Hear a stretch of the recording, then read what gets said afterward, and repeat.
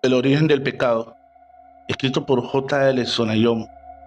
En la descripción, el link de su página de Facebook, El Rincón del Terror. Síguelo. La tristeza se acostumbró a visitarme con frecuencia este último tiempo. La mala racha parece nunca acabar. Sinceramente, jamás pretendí que las cosas se dieran así, pero por desgracia esta es mi realidad. Existe un conocido proverbio el cual nos enseña que valoramos las cosas cuando ya no las tenemos. Dios mío, ¿cuánta verdad hay en eso?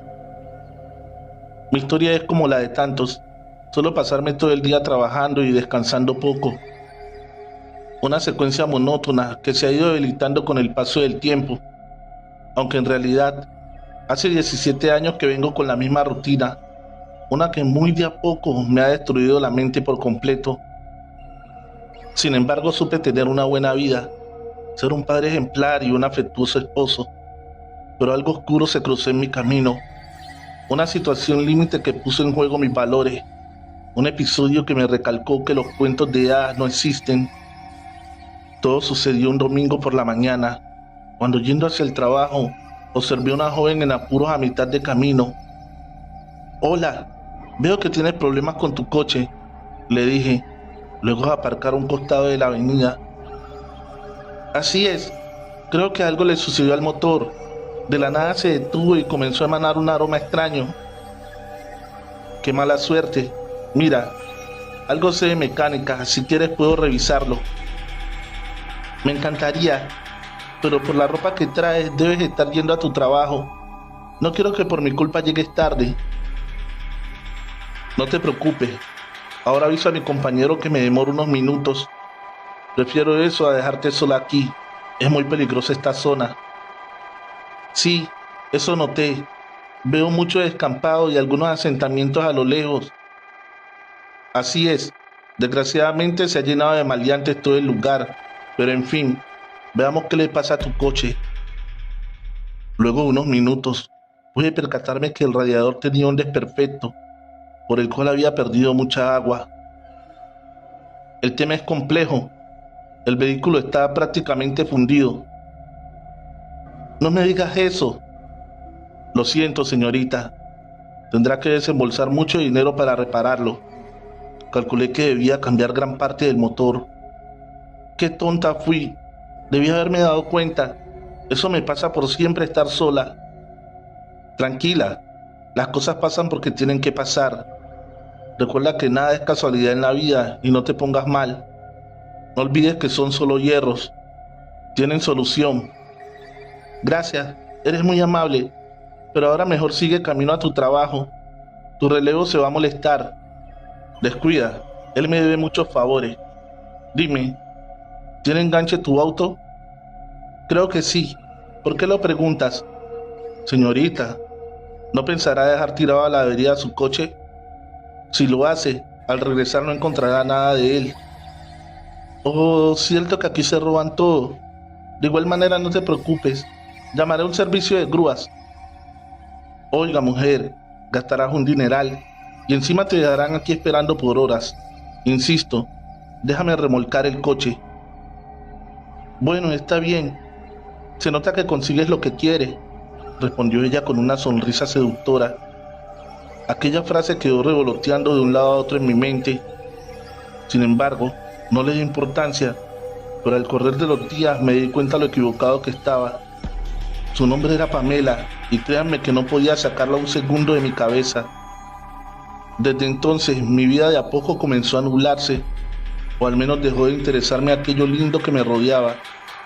No se imaginan lo frustrante que me resultaba mirarle los ojos a mi esposa y pensar en Pamela, o preferir pasar la tarde con mi amante. En vez de estar con mi hijo, me convertí en un ser despreciable. Los días pasaban y mi vida se convertía cada vez en una sucia mentira, al punto de hacerme dudar de lo ficticio y lo real. No obstante, una noche estando en el apartamento de Pamela, ella me planteó un tema un poco confuso. Oye, Jorge, necesito hablar contigo. Sí, antes que nada, ¿quieres pizza con anchoa o albahaca? Ay, deja eso. Es importante lo que tengo para decir.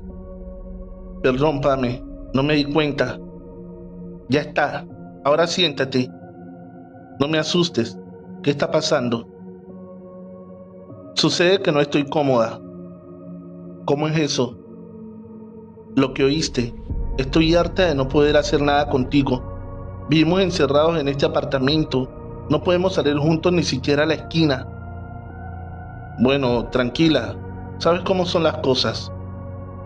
No, querido. Vos me prometiste otra cosa. ¿Acaso olvidaste esas largas noches que me llamabas de tu trabajo, diciéndome lo cansado que estabas de tu esposa? La verdad, inentendible tu planteo, Pamela. Perfectamente sabes que soy un tipo casado. ¿Qué pretendías? Un compañero, no un idiota que solo quiera verme para tener sexo. Estoy asqueada de ser la tercera en discordia. Esto no es lo que quería.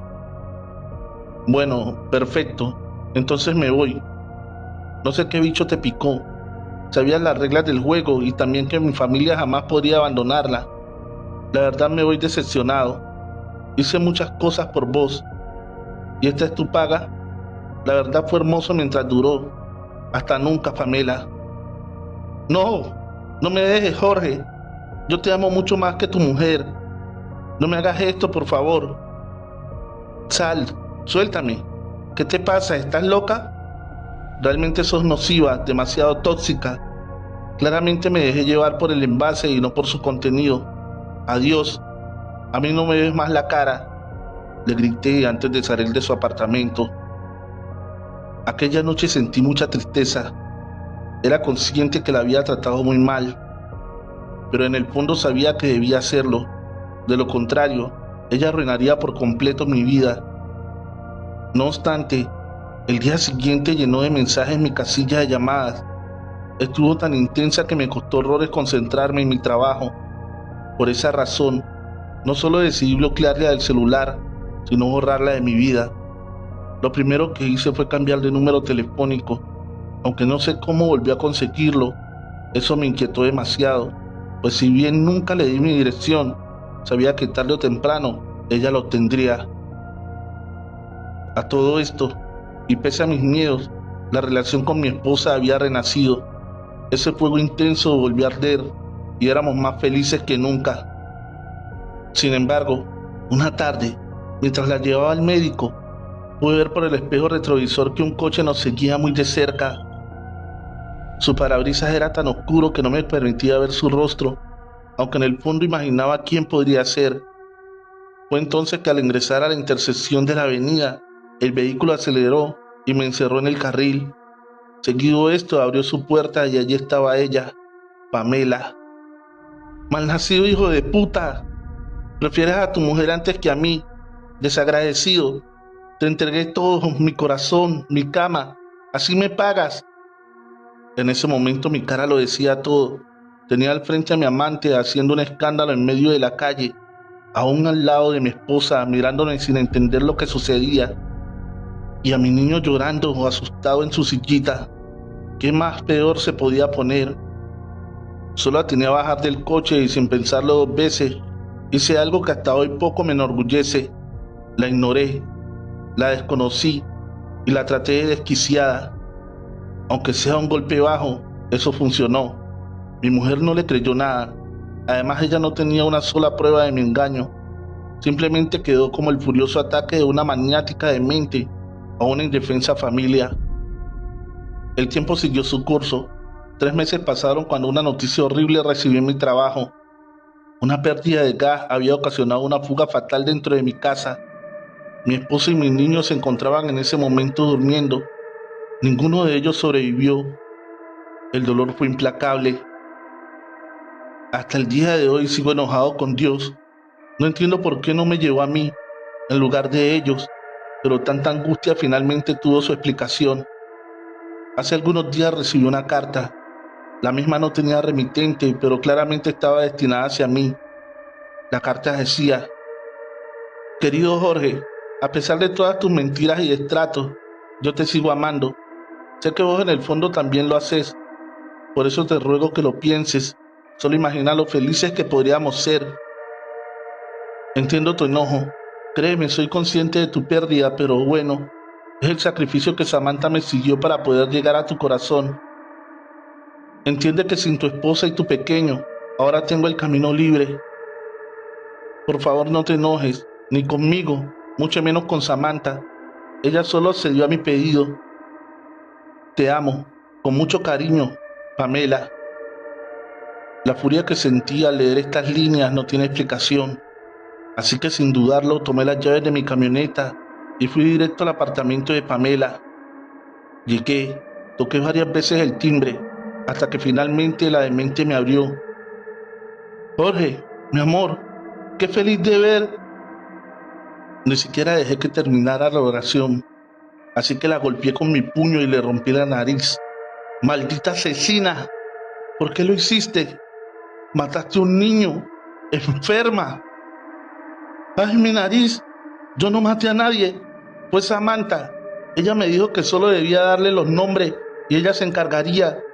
Ese era el pacto de sacrificio. ¿Quién carajos es ella? Una chamán. Ella supo de mi sufrimiento y juntas hicimos un hechizo de amarre. ¿No ves que no puedo vivir sin ti, Jorge? ¿Qué? Me quitaste lo que más amaba en el mundo solo por un capricho. Es amor, puro y sincero. Suéltame, vas a pagar con tu sangre la vida de mi familia, pero antes me vas a decir dónde encontrar a esa maldita bruja. No sé cómo hacerlo. Ella apareció sola y tocó mi puerta. Dijo que presentía mi angustia y dolor. ¿Dónde vive esa arpía? Te juro que no lo sé. Dime, carajo. En ese momento comencé a golpearla con tanta fuerza e intensidad que sin darme cuenta le destrocé por completo el rostro. Dios mío, la acabé asesinando. Envuelto en un ataque de ira, empecé a idear cómo deshacerme de su cuerpo, pues todo el apartamento estaba teñido en sangre, pero justo en ese momento fue cuando escuché unos pasos a mis espaldas. ¿Quién anda ahí?, exclamé desesperado. Tranquilo, tranquilo, Jorgito. Mírate, eres más hermoso en persona. ¿Eh? ¿Quién carajos es usted, anciana? Qué lindos modales. Mi nombre es Samantha. Tú, maldito engendro, asesinaste a mi familia.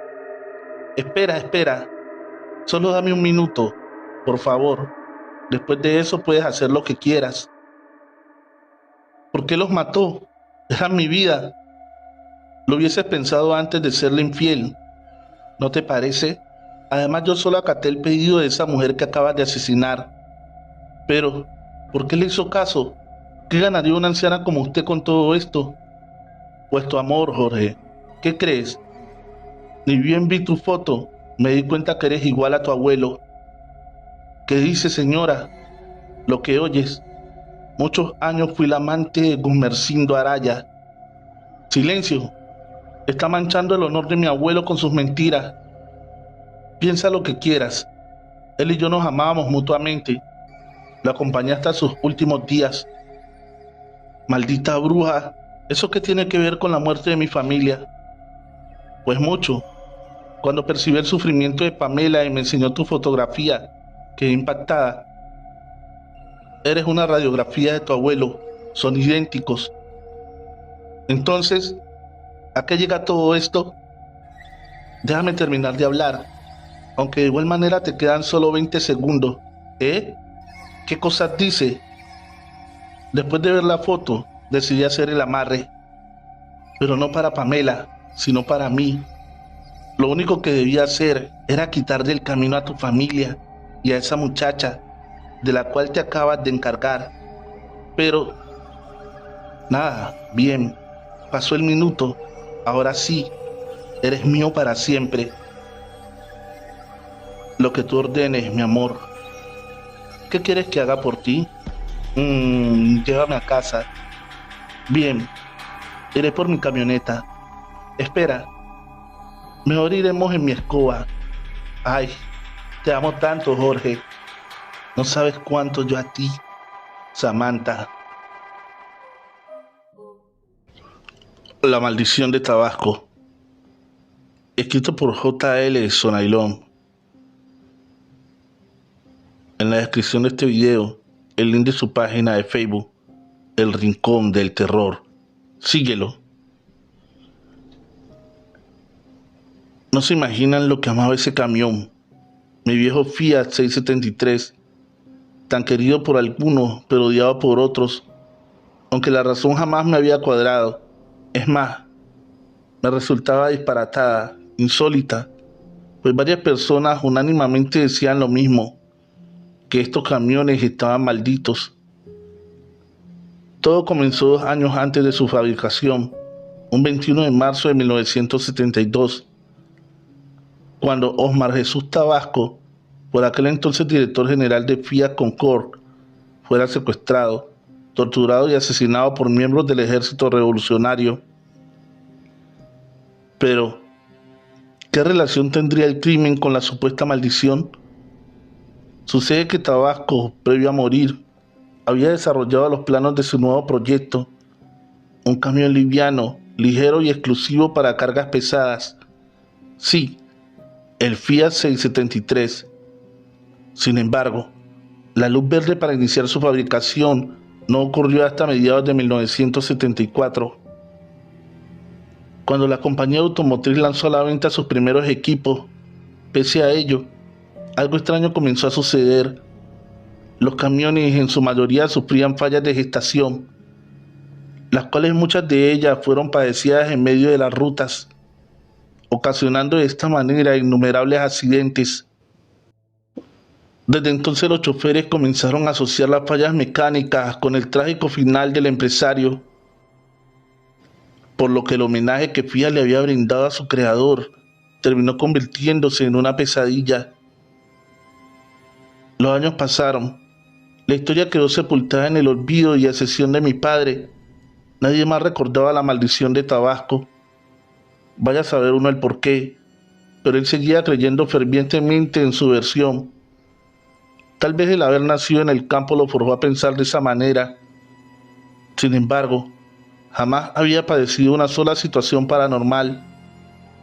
Por eso me resultó extraño su disgusto al enterarse que conducía un viejo Fiat 673. Sinceramente, él nunca lo aceptó. Siempre me aconsejaba que estudiara, que dedicara mi juventud a una carrera o a cualquier otra profesión, pero menos como transportista. De igual modo, nunca le hice caso.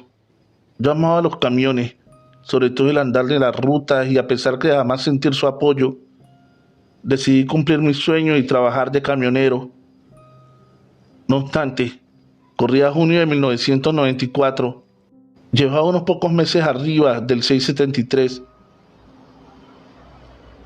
El Colorado, como sabía decirle, principalmente por el llamativo color de su cabina. En fin, mis primeros viajes los hice a la provincia de Corrientes. Trasladaba botellas de gaseosa a una pequeña distribuidora en Virasoro. A veces regresaba vacío, otras repleto con paquetes de yerba mate que cargaba en las Marías. Para mi suerte, el trabajo no faltaba en aquellas épocas.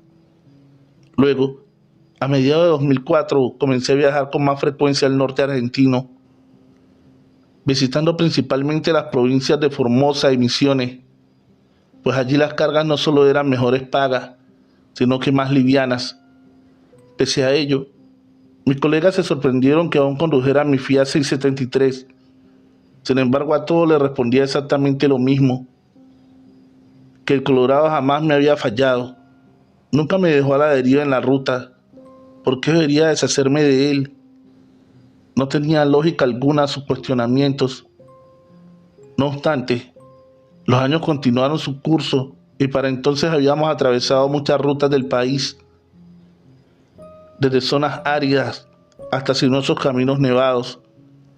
Tantos kilómetros transitando juntos que, aunque les parezca extraño, generaba una conexión entre máquina y hombre, pues conduciendo juntos éramos uno solo. Sin embargo, todo cambió aquella noche del 2022. La realidad es que mi camión seguía tan impecable como la tarde en que lo compré. Nunca me voy a olvidar de aquel día. Paseaba con mi madre por la periferia de la ciudad.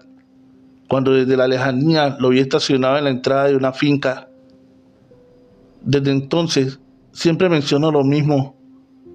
Lo nuestro fue amor a primera vista.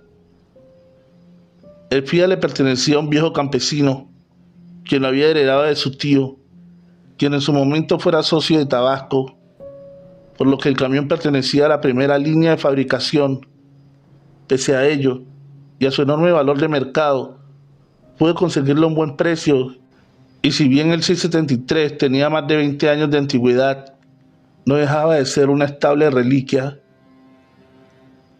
Pasaron casi 30 años de aquella tarde, y él no solo me vio madurar como chofer, sino que vivió a la par mío el crecimiento de mis hijos, el amor con mi esposa y muchas otras situaciones que juntos supimos atravesar. Sin embargo, una estrellada noche de enero, mientras volvíamos de un agotador viaje por la Ruta 14, todo ello cambió. Faltaba muy poco para el amanecer y en el horizonte apenas comenzaba a tornarse rojizo el celaje, mientras una fresca brisa ingresaba como un torbellino desde la ventanilla. Todo estaba muy tranquilo. Solo debía manejar unos 10 kilómetros para finalmente llegar a una estación de servicio, en el cual descansaría.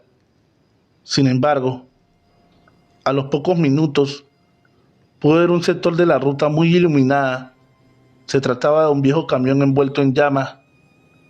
Intenté detenerme, pero la policía no lo permitió, pues un oficial me indicaba que continúe el viaje por un camino lindero. En ese momento sentí pena y una profunda tristeza por el desafortunado chofer y sobre todo por su fiel compañero. Transité un par de kilómetros por aquel despoblado sendero, el cual a cada cierto tramo se volvía imposible de maniobrar. Pese a ello, el 673 no me abandonaba, hasta que de pronto alcancé a visualizar una silueta a un costado del camino. Pisé los frenos y en penumbras pude ver que se trataba de un anciano, quien levantando su mano imploraba que me detuviera. Abuelo, ¿qué le anda sucediendo? ¿Se encuentra bien? Señor camionero, necesito llegar al próximo pueblo. ¿Usted puede llevarme? No tengo inconvenientes. Lo único que voy a retomar es a la Ruta 14. ¿Le sirve? Sí, por allí es a donde debo ir. Bueno, entonces suba. Gracias, señor. ¿Por qué circula por este camino rural? Me desvió la policía. Hubo un accidente al parecer de un camión. Oh, qué pena. La Ruta 14 es muy traicionera. Por eso muchos la conocen como la carretera de la muerte. Así es, pero tengo el agrado de decirle que tras 28 años arriba de mi 673, nunca me ha sucedido nada. ¿En serio? Pues qué suerte entonces. Sí, este muchachito me ha tratado de maravillas en esta vida. Nunca me falló. Me alegra oír eso, señor. Su camión se ve impecable, muy bien cuidado. Lo felicito. Realmente ha estado en buenas manos. Al escuchar al jovial viejito, solo asentía con mi cabeza, pero fue en ese momento que noté la inscripción que traía su maletín, la clásica insignia con 3 líneas de Fiat. Oiga, su maleta. Sí, ¿qué pasa con ella? ¿En dónde la consiguió? Qué extraña su pregunta. ¿Por qué quiere saberlo?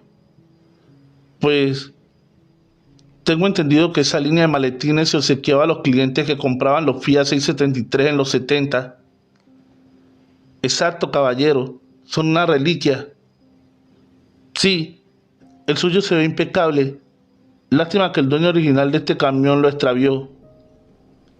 Qué pena oír eso. Encima, por lo que veo, esta gama es de las primeras en salir al mercado. Así es, al menos eso dicen. Es modelo 73. Oh, vaya. ¿Sabía usted que en este año solo 4 equipos a modo de prueba fueron fabricados? ¿En serio? Claro. Hombre, 2 de ellos los compró un empresario brasileño de apellido Mañez. Los restantes quedaron en manos de un socio de Tabasco. ¿Sabes quién fue él, verdad? Sí, sí, el creador de estos Fiat. Exacto, el padre de la criatura, dirían muchos. Ahora pregunto, ¿cómo es que usted sabe tanto? Tengo mis historias, muchachos. Además, siempre fui un gran aficionado a la mecánica.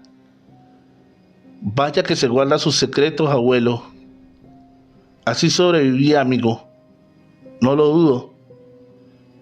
Aunque un pequeño detalle sí te contaré. Dígame, sabes que estos camiones no son muy confiables, ¿verdad? Pues cuando comenzó su fabricación, su creador ya no estaba entre los vivos. En fin, uno de sus ingenieros fue quien se hizo cargo de supervisar el ensamblado del motor, pero ejecutó varios cambios, todos ellos para abaratar costos y llenar de dinero sus bolsillos. Entonces, ¿qué crees que pudo suceder? Pues malos resultados, seguro. Así es, desde entonces el 673 fue conocido por su nefasto andar, sus recurrentes fallas motoras y sobre todo por la poca seguridad que brindaba. Santo Dios, jamás pensé que esa era la razón de su mala suerte. Pensar que muchos, incluyendo a mi fallecido padre, creían que todo se trataba de la maldición de Tabasco. En parte puede ser. ¿Acaso no crees en fantasmas? La verdad que no. Jamás me topé con uno. Y sí, en el fondo tienes razón. Sin embargo, me acostumbré a pensar que en la vida todo puede suceder. En fin, aquí me bajo, muchacho. Te agradezco el aventón. Por favor, abuelo, un placer su compañía. Si necesita que lo traiga otro día, aquí le paso mi número telefónico. Gracias, gracias. Igual. No creo que haga falta. Luego de ello, el anciano bajó lentamente del camión y antes de cerrar la puerta, me dirigió una mirada con triste mueca. Parecía querer decirme algo. Señor, señor, ¿se encuentra bien? Sí, sí. Oye, ¿conoces la Posada de los Pájaros? Sí, está a unos 30 kilómetros al norte. Acabo de pasar por su entrada. ¿Qué pasa con ella? La próxima vez que cruces por allí, detente. No importa si es de noche o de día. Solo aparca a un costado de la carretera y con tranquilidad disfruta del avistaje. Sinceramente, al escucharlo y ver cómo sonreía, pensé que el hombre estaba enloqueciendo, pero por respeto a su edad, asentí con la cabeza.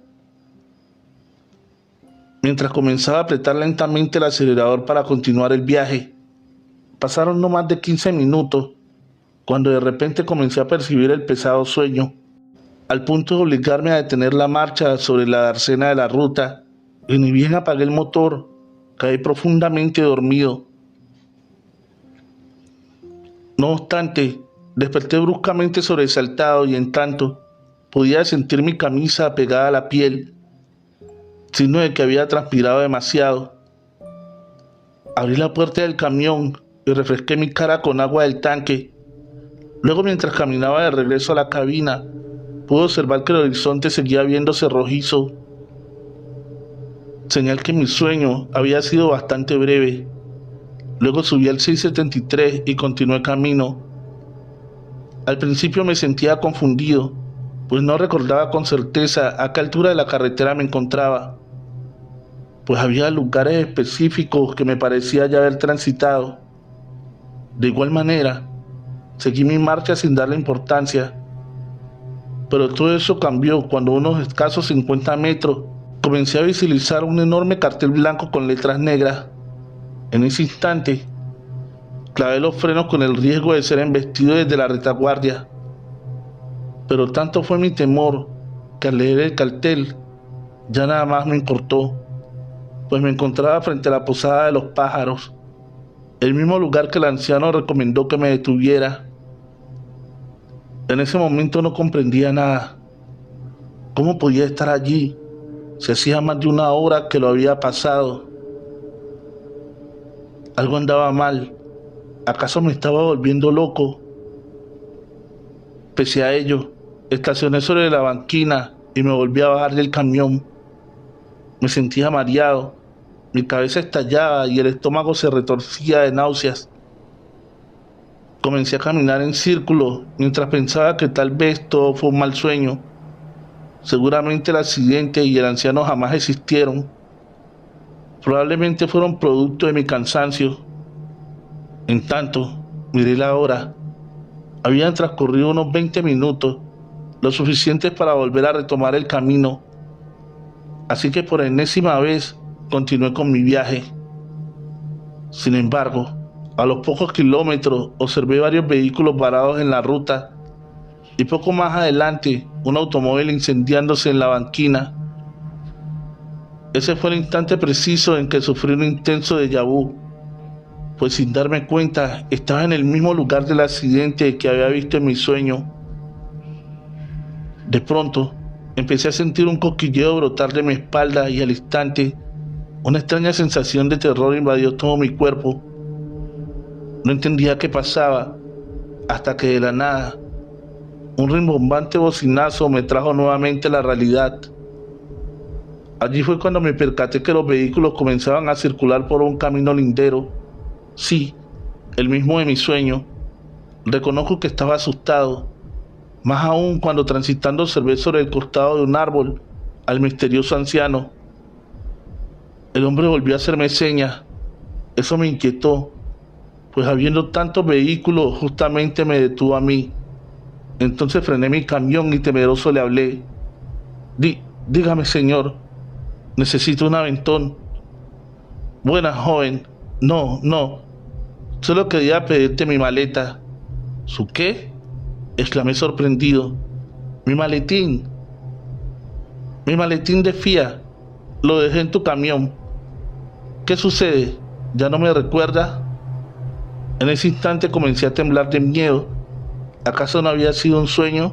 Sin embargo, más me asusté cuando sobre el colchón de la cabina yacía apoyada su vieja maleta. Entonces, con temor estiré mi mano, tomé el maletín y con suma desconfianza se la entregué al abuelo. Gracias, muchacho, me alegra verte. Sinceramente pensé que no ibas a detenerte. Usted me hizo señas. ¿Por qué no habría de hacerlo? No me refiero aquí, sino en la posada de los pájaros. Entonces, lo que sucedió es real. Sí, obvio que lo es.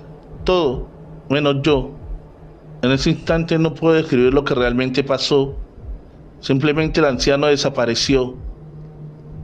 Desde entonces, quise tomarme un tiempo, alejarme de la ruta. No entendía qué había pasado. ¿Acaso existió un fallo de la realidad? ¿El camión que se incendiaba en mi pesadilla era realmente yo? Si bien intenté olvidarme de aquella experiencia, sabía que ese hombre era mi destino. Entendí que si no detenía mi marcha frente a esa posada, tal vez hoy estaría en un cajón. Ese sujeto salvó mi vida de una muerte segura. De alguna astral manera logró advertirme sobre aquella tragedia. Todavía no puedo creerlo. Su presencia me salvó esa noche, aunque lo más increíble es lo que sucedió ayer.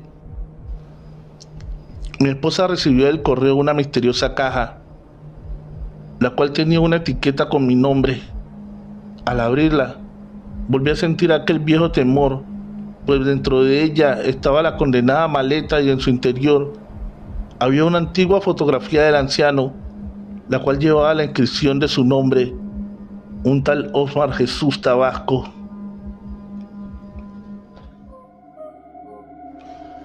J.L. Sonayón, El Rincón del Terror. En la descripción del video, el link de su página de Facebook. Síguelo. Demonio. Mi nombre es Air. Vivo al otro lado de la calle. Tengo una bella esposa, Susan, y dos hermosas hijas, Katy y Penny. Trabajo como cajero en el First National Bank de Boston. y los fines de semana me gusta viajar, recorrer grandes distancias con el hecho de hallar aquella paz que solo en las rutas puedo encontrar. Amo la naturaleza, los animales y la vida al aire libre. Mis días son bastante normales. Como cualquier sujeto que apenas pisa los 40 años de edad, solo tengo un pequeño defecto, aunque lo llamaría un pasatiempo. Me gusta salir por las noches a tomar vidas. Bueno, así me gusta decirle. Lo hago al azar. Salgo por las calles, vecindarios, parques, donde fuera, y aquella primera persona que por desgracia se cruza en mi camino, simplemente decido cazarla. Es liberal. Cada vez que lo hago siento que mi alma se renueva. Es que ver brotar la sangre de mis víctimas me produce un grado enorme de satisfacción y una sensación que no puedo explicar. Por eso decidí dejar mi legado impregnado aquí en estas notas, pues presiento que ya no me queda mucho tiempo por vivir. Solo espero que algún día alguien haya este diario y continúe con lo que alguna vez comencé.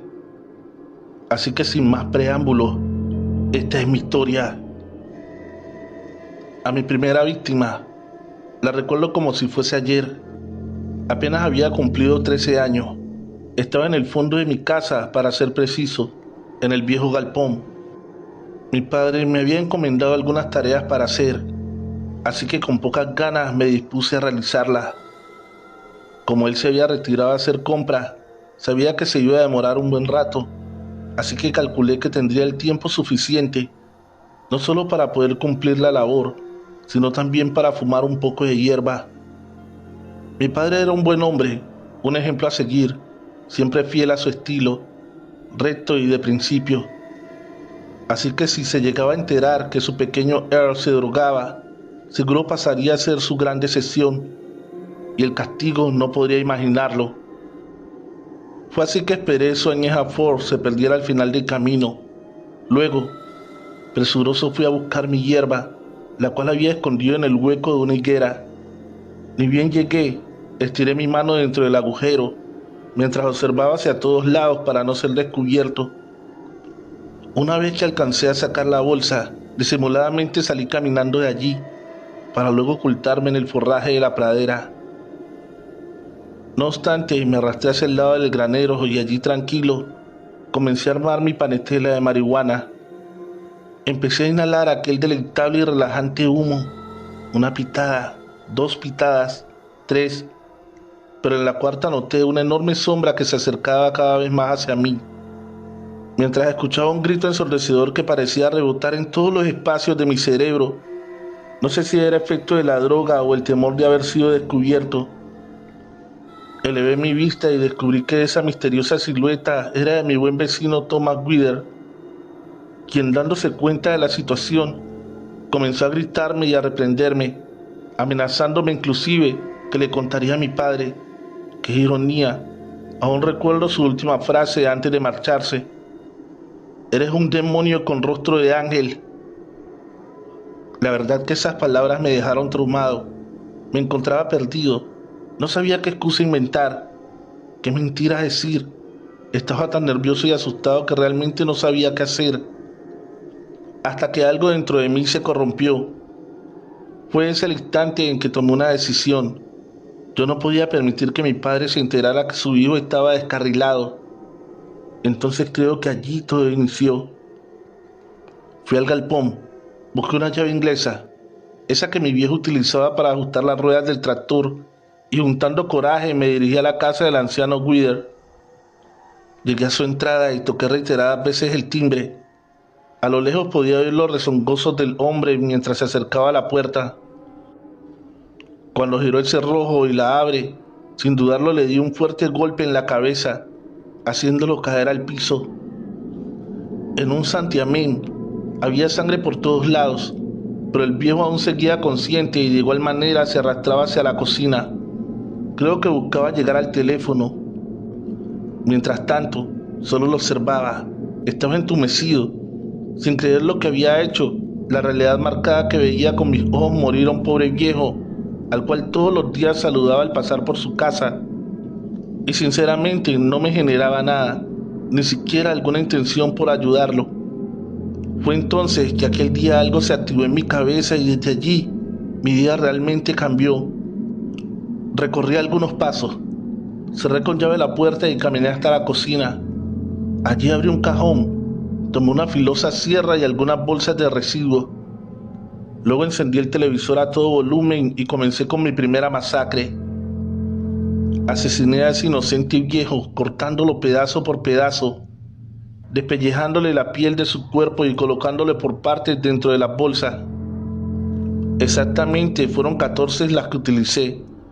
Luego fui enterrando una por una en distintas partes del camino. Después de ello, me encontraba extrañamente feliz. Me sentía tan bien espiritualmente y hasta renovado. Había vivido en carne propia una experiencia única que sin lugar de dudas fue mi renacer aquel día. Esa misma noche, al cenar junto a mi padre, no sentía culpa de la atrocidad que había cometido. Así y todo, tenía decidido huir en la madrugada. A las 2 de la mañana escapé por la ventana de mi habitación y sin hacer ruidos. Tomé el sendero hacia el oeste. Debo admitir que lo más difícil fue abandonar a mi padre. Él jamás me crió con malas intenciones, pero la vida es un carrusel y no sabes cómo y dónde acabarás. En fin, después de aquella cena nunca más lo volví a ver. Indudablemente la frase de Thomas Guider se había hecho una mera realidad y el demonio que dormía en mí finalmente había despertado. El tiempo pasó. Estaba por cumplir 20 años y llevaba alrededor de 40 muertes a mis espaldas. Deambulaba por las calles, de condado en condado, escapándome de un mundo atroz que cuestionaba mis actos. Un día en Seattle estaba en un bar de mala muerte cuando una bella mesera se me acercó. Como en ese entonces no conocía a Susan, me dejé seducir por ella. Me invitó un trago y hablamos un rato. Luego me pidió si quería esperarla al salir del turno, pues no faltaba demasiado. Acepté y la acompañé a su departamento y subí con ella. Allí tomamos algunas copas hasta que luego de un rato y algunos besos fuimos a su habitación. No alcancé a entrar, que me empujó contra la cama y quitó mi sudadera. Yo apretujaba sus senos con fuerza a tal punto que comencé a lastimarla. Ella pellizcó mi mano para que la soltara. Allí me di cuenta que el demonio otra vez estaba emergiendo, pero la realidad es que no quería hacerle daño. Me gustaba demasiado. Entonces, le pedí disculpas y rápidamente pasé a su baño. Dentro de él me miraba al espejo y no me reconocía. Solo veía ese monstruo hambriento que habitaba en mí. Me acerqué a la ventana. La abrí en un intento desesperado por escapar, pero la altura era excesiva y de seguro me rompería una pierna si intentaba saltar. Mi mente en ese momento era el arma más peligrosa que poseía. Solo pensaba en sangre, dolor y muerte. De pronto, escuché golpes en la puerta del toilet. Era ella preguntando si estaba bien. No contesté. Esto la alarmó, así que siguió estrellando su puño una y otra vez. Para su desgracia, aquella insistencia despertó a mi demonio y con una furia descomunal tiré abajo la puerta de una sola patada, haciendo que caiga sobre ella. Su cuerpo golpeó contra la cómoda y su cabeza rebotó en el mosaico del piso, lo que ocasionó un gran corte en su frente. Luego agarré una silla y comencé a darle azotes por todo el cuerpo, hasta el punto de dejarla inconsciente.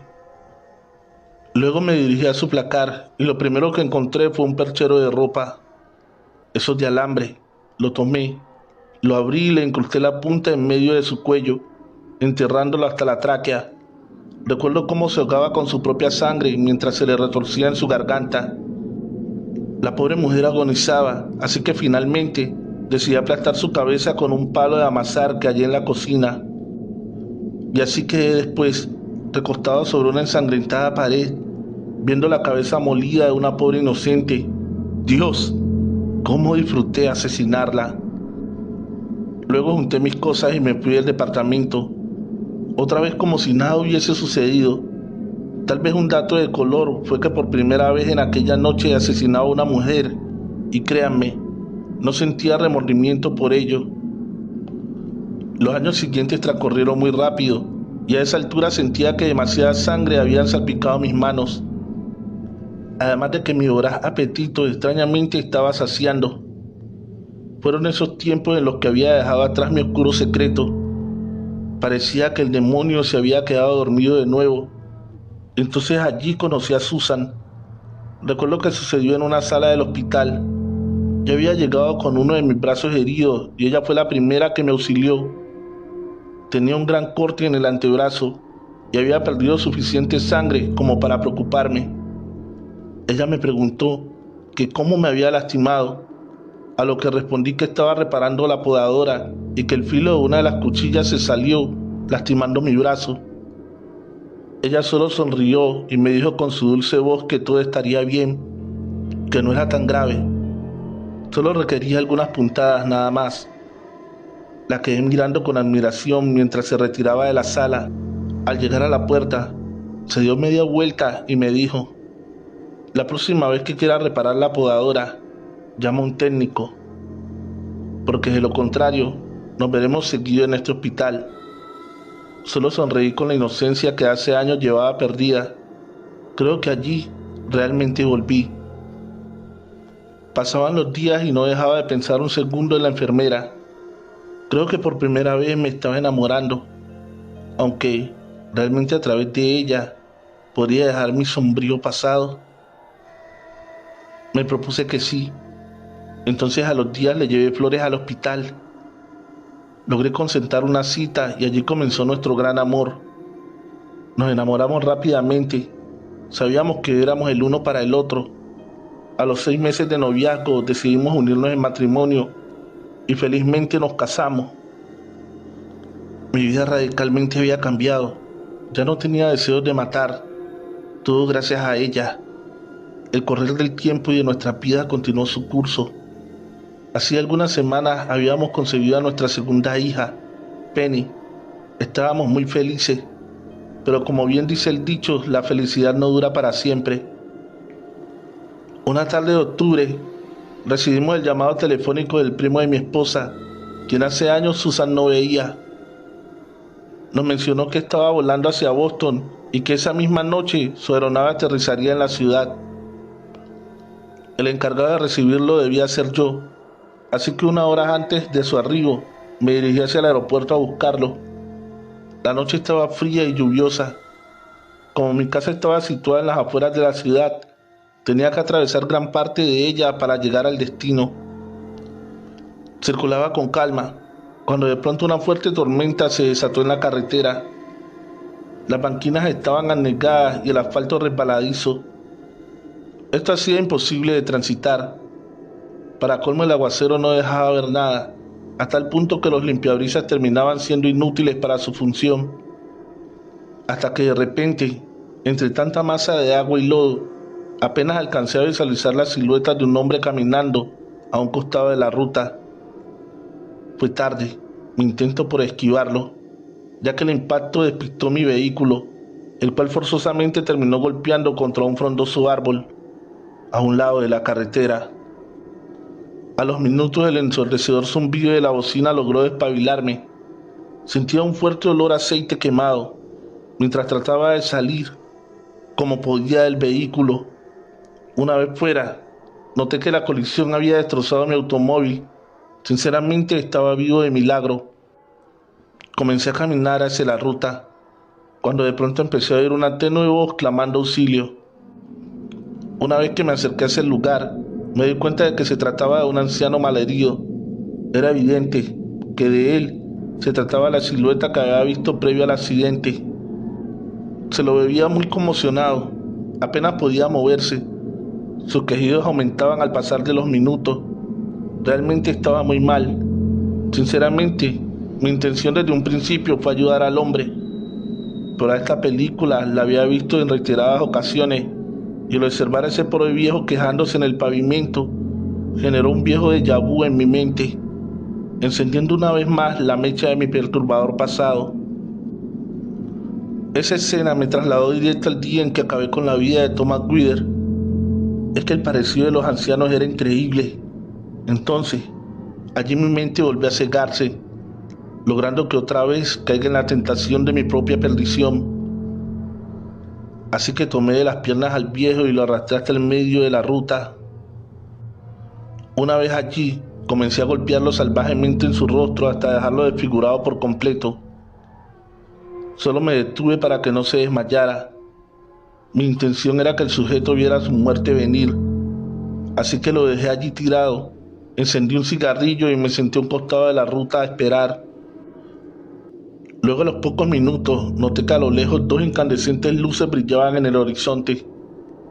Al acercarse me di cuenta que se trataba de los faros de un enorme camión, el cual, a pesar de la incesante lluvia, se aproximaba a gran velocidad. Se dirigía directamente hacia donde yacía el pobre anciano, quien desesperado intentaba arrastrarse hacia la orilla, pero estaba tan golpeado que por obviedad no podía hacerlo. De solo pensar mi cara de satisfacción, recuerdo todo lo que pasaba por mi cabeza, aunque para mí no era nada fuera de otro mundo, solo una muerte más de tantas cometidas. Entonces continué fumando mientras observaba con placer 18 ruedas, acribillando y aplastando toda la humanidad de ese anciano, dejándolo aglomerado en el asfalto y toda su miseria humana a la vista. Aprovechando que el camión le llevó varios de cientos de metros de detenerse, pude acercarme y ver con mucho morbo un destrozado cuerpo, rebalsado en sangre, huesos y vísceras, desparramados por todo el asfalto. Completamente orgulloso de mi acto consumado, me alejé lo más rápido posible del lugar para nunca jamás regresar. Aquella noche, una vez más, ese demonio que llenaba de placer mi tormentoso corazón había despertado.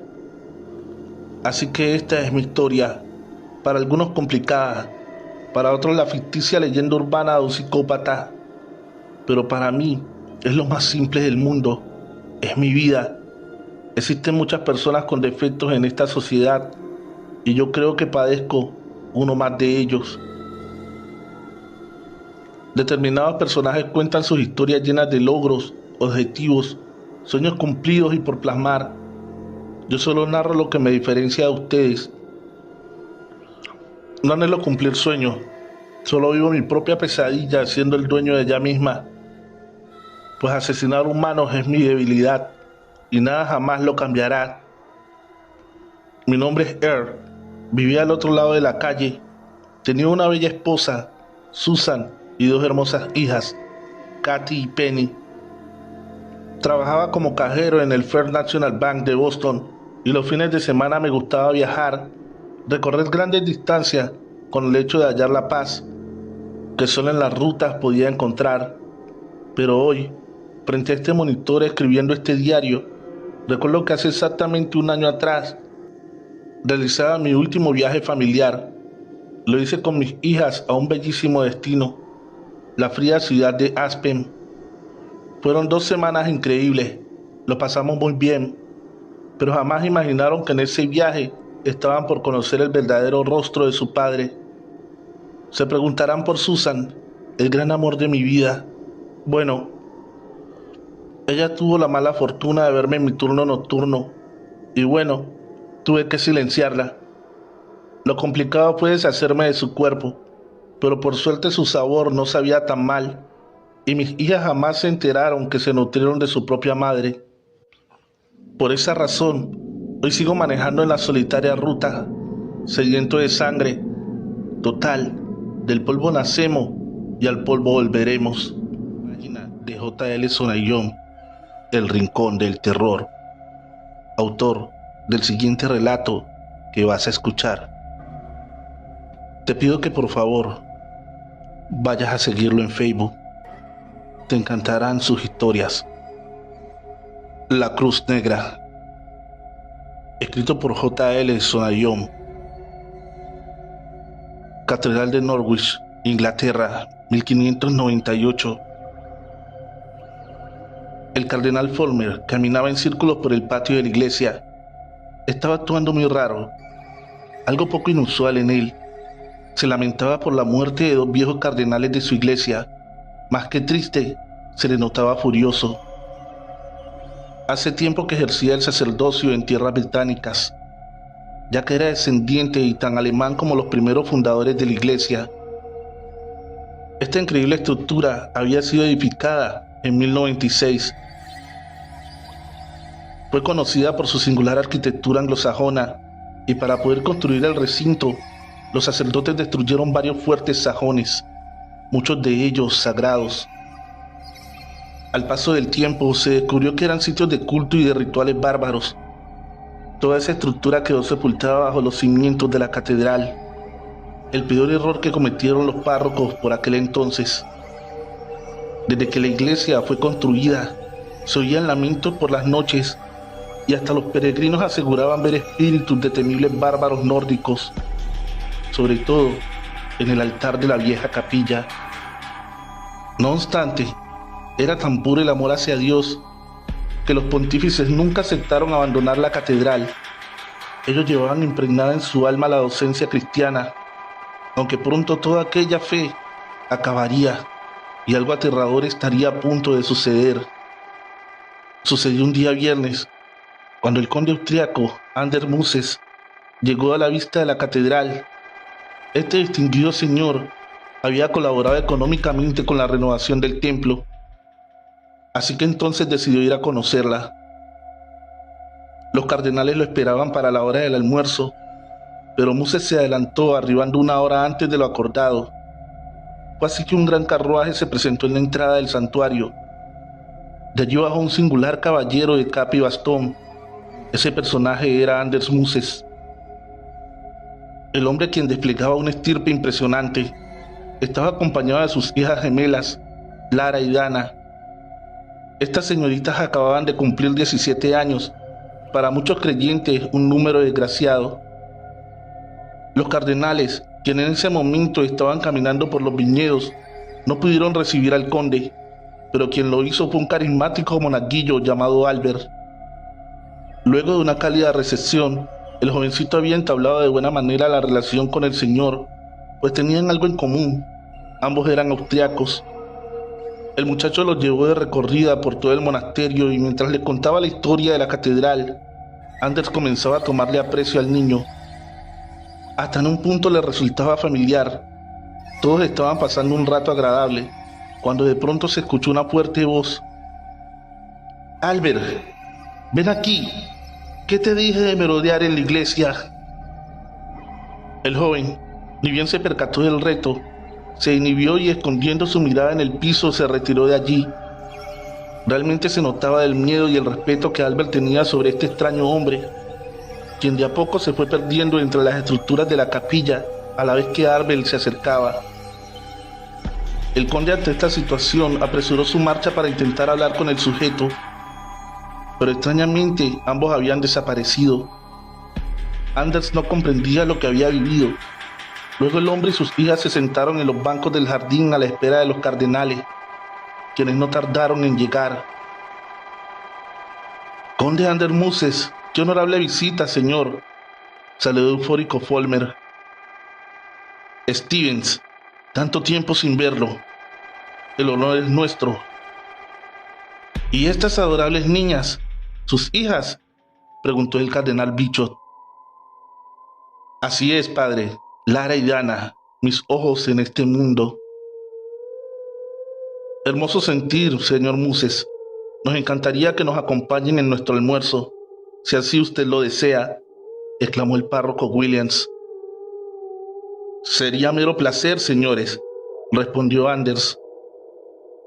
Luego de tanta cordialidad, los caballeros y las jóvenes se dirigieron al salón parroquial, donde los esperaba un gran banquete. De pronto, el soleado mediodía comenzó a ser amenazado por oscuros nubarrones, y tan pronto que eso sucedió, se largó un fuerte chaparrón. Lara se acercó al ventanal principal y desde allí observó a Albert todo empapado en medio del patio. «¿Sucede algo, hermana?» «No, bueno, en realidad sí.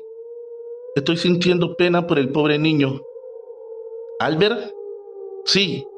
¿No lo ves allí, todo mojado?», respondió Lara, mientras apuntaba con su dedo hacia el patio. Dan alzó su vista, pero allí no había nadie. «¿Estás bien, Lara? No veo a Albert». Juro por mi vida que acabo de verlo bajo la lluvia. Pues, si tú lo dices. No obstante, la charla es interrumpida por el cardenal Williams, quien traía consigo unos dulces caseros para las niñas.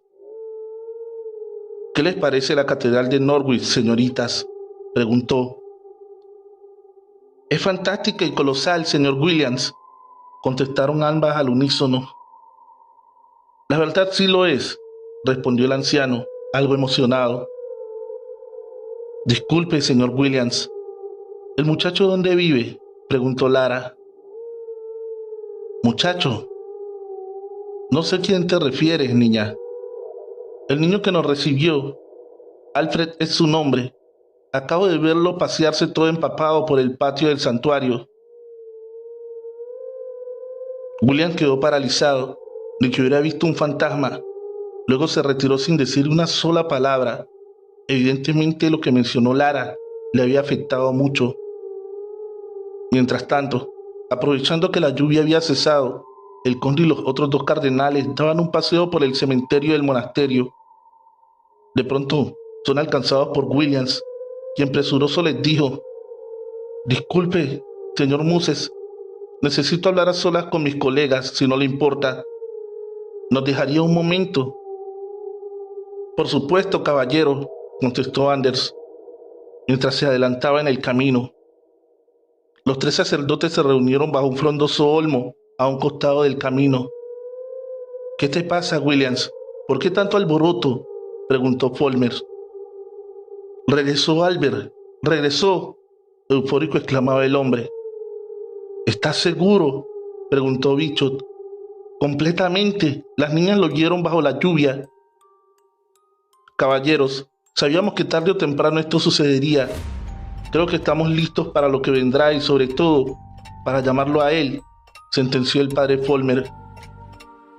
Culminada la reunión, los tres hombres continuaron la caminata, pero con un cierto grado de preocupación.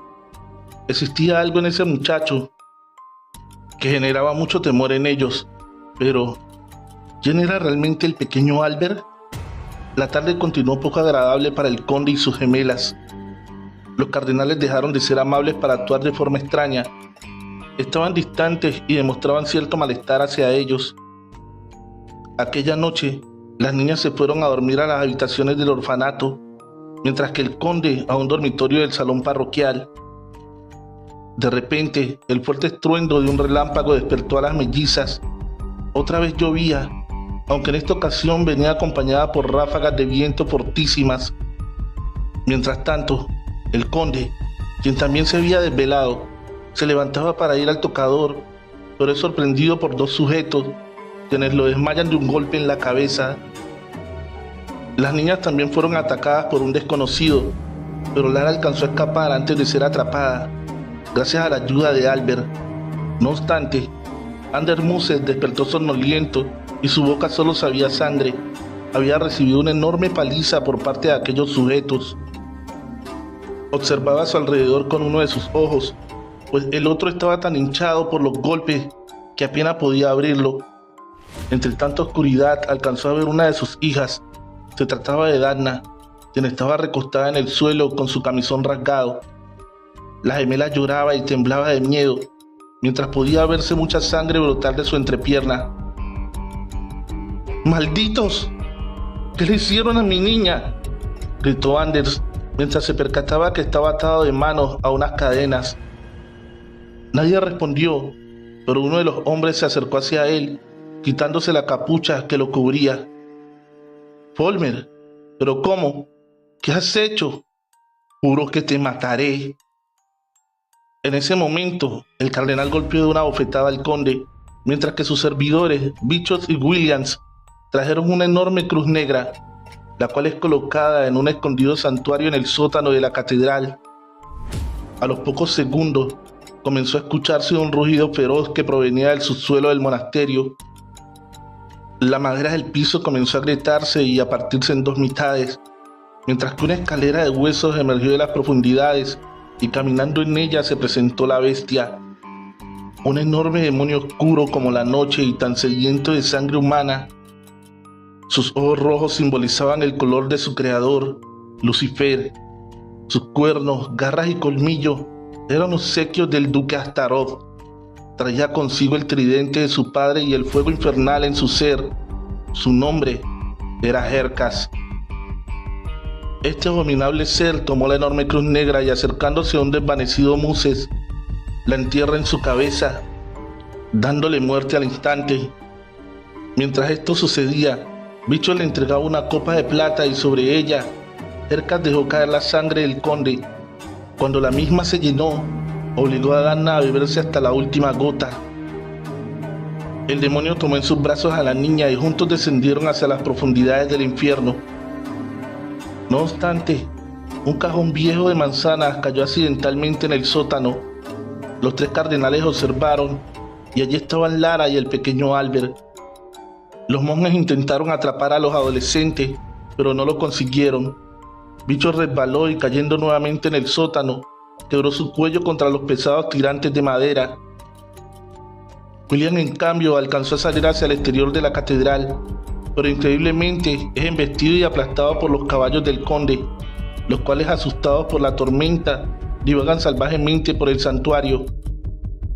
A pesar de ello, Albert y Lara llegaron a los panteones del cementerio y descansaron sobre una de las lápidas. La niña lloraba desconsoladamente por su pérdida irreparable. El joven la tomó de su mano y, entregándole un pequeño crucifijo negro, le dijo: «No llore, señorita. Usted tiene la oportunidad de cambiar este futuro». En ese momento, Lara se desmayó y al despertar se encontraba sentada en su carruaje. Junto a Danna y su querido padre, estaban a punto de partir desde Viena hacia el Reino Unido. Ella miró su mano y en ella tenía la cruz negra que Albert le había entregado. Allí se percató de lo que sucedería y comenzó a hacer un escándalo para evitar viajar a Norwich. Semejante berrinche logró que su padre se enfadara con ella y el viaje se pospusiera para el día siguiente.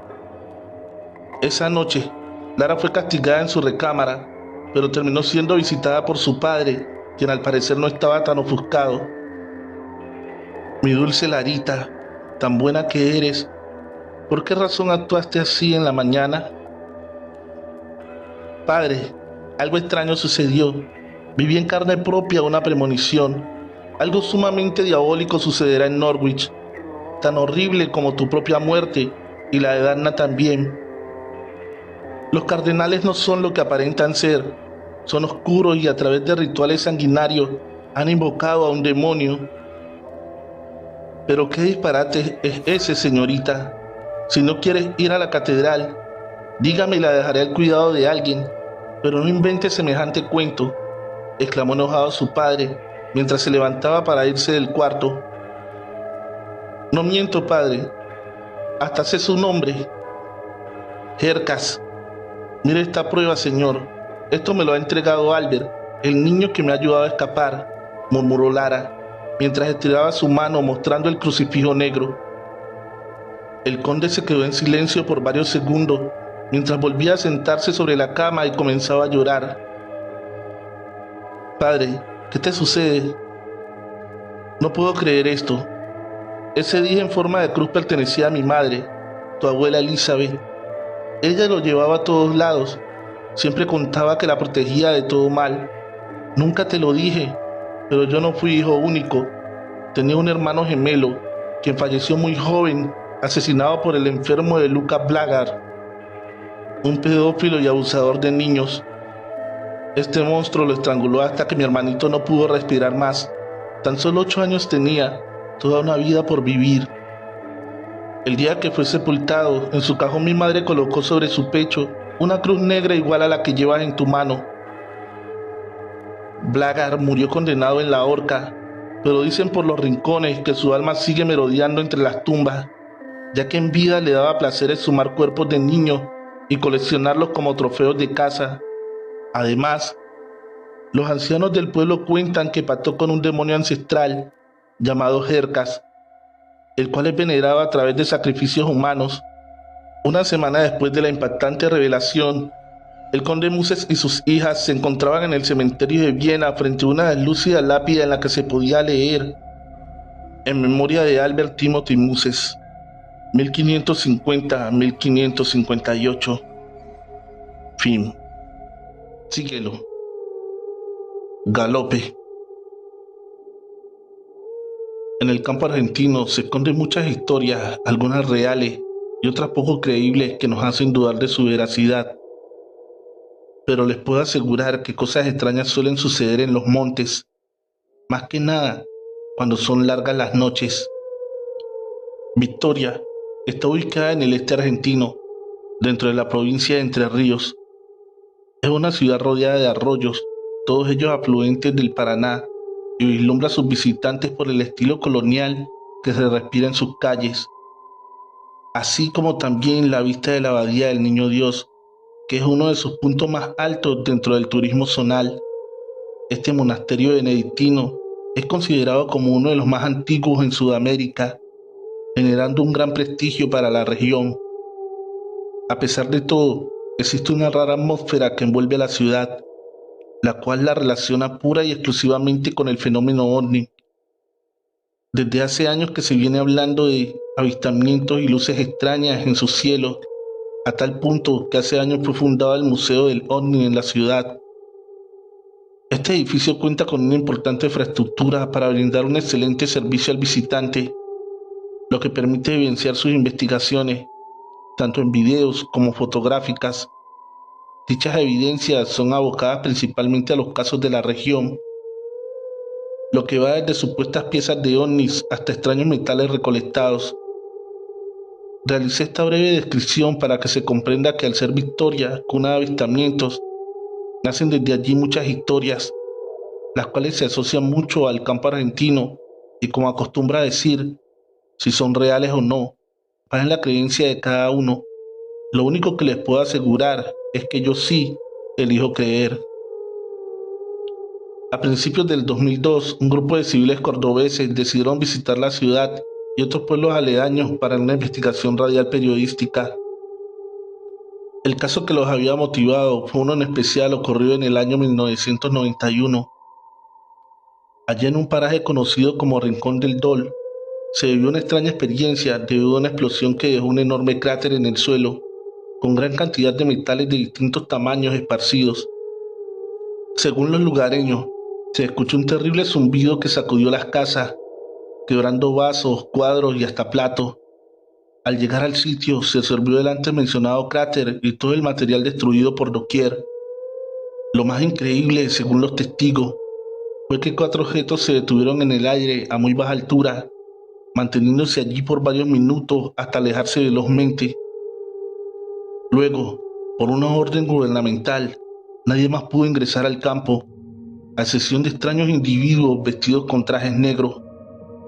A pesar de ello, muchos vecinos lograron tomar parte de aquellos restos, los cuales hoy son exhibidos en el Museo del OVNI. No obstante, los investigadores, después de oír semejante historia, decidieron visitar aquel paraje. En total, 35 kilómetros son los que separan al pueblo de la ciudad de Victoria, siendo gran parte del trayecto en ruta, a excepción de un escaso tramo de tierra polvorienta. Los cordobeses viajan en 2 camionetas y los acompañaba un guía local, quien suponía que en menos de 1 hora llegarían a destino. El problema era que el último trecho, además de no tener pavimento, estaba totalmente desolado. Solo era el camino y montes con espesa vegetación a sus costados. Para colmo, habían decidido realizar la expedición de noche, lo que dificultaba aún más la visión. Ambos vehículos, por precaución, transitaban a baja velocidad. El temor de ellos era colisionar con algún animal suelto, aunque eso terminaría siendo el menor de los problemas para el grupo, porque de repente, la camioneta que encabezaba la fila en seco se paró. Lo mismo le sucedería al otro vehículo. Todos bajaron, bastante extrañados, pues tanto el motor como la electricidad de ambas no funcionaban. Uno de ellos tomó un viejo radiotransmisor para poder solicitar auxilio a la policía de Victoria, pero el mismo no captó jamás la señal. Luego comenzaron a oír el ruido de caballos galopando. Claramente alguien se acercaba desde el frente. Los investigadores esperaron algunos minutos, pero nunca lograron ver nada. ya que el jinete jamás llegó a su ubicación. Después de un rato, el guía pudo hacer funcionar el vehículo. Lo mismo sucedió con la otra camioneta y todo el convoy pudo continuar viaje hacia el Dol. Lo raro fue que mientras se alejaban del sitio, una extraña esfera luminiscente iluminó gran parte del camino, pero esta desapareció a los pocos segundos de aparecer. Los hombres volvieron a bajar sorprendidos por semejante experiencia, preguntándose si eso que acababan de ver era realmente un ovni o no. Sin embargo, continuaron el recorrido hasta finalmente llegar a Rincón del Dol, donde tenían pactada una entrevista con un testigo en su propio domicilio. Al arribar, les llamó la atención la calma en la vivienda. Todas las luces estaban apagadas y no se escuchaba ningún ruido. El guía golpeó la puerta en reiteradas ocasiones, pero nadie respondía, hasta que de tanta insistencia la misma se abrió y allí se pudo visualizar la silueta de una mujer de avanzada edad, quien traía puesto su camisón. Era claro que la anciana estaba durmiendo. Ahora, aquí va lo increíble. Los investigadores habían pactado realizar la nota a las 20:30, horas de aquel martes. Por ende, salieron de Victoria con 1 hora y media de antelación, o sea que hasta ahora les sobraba el tiempo en llegar. ¿Saben cuándo arribaron? A las 5:30 de la mañana del miércoles. Sí, 10 horas después de partir. Los hombres no podían entender qué había pasado. Ellos aseguraban que con sus contratiempos incluidos, tardó menos de 70 minutos el viaje. Realmente la situación era inexplicable. Evidentemente es creer o reventar, pero algo muy inusual sucedió en ese camino rural, más que nada en el momento que los motores dejaron de funcionar y sobre todo cuando comenzaron a escuchar aquel extraño galope. Algo los habrá dormido, fueron abducidos, nunca lo sabremos. Solo puedo asegurar que tanto el guía como los investigadores han duplicado sus pesadillas desde aquel día. Trovadores, hemos llegado al final de este episodio. Agradecería mucho que fueras a la página de JL Sonayón, El Rincón del Terror, y lo sigas. Sería genial que le digas que va de mi parte. También recuerda que la mejor forma de apoyar el canal es dando tu like, dejar un comentario y compartir el video en tus redes sociales o con un amigo.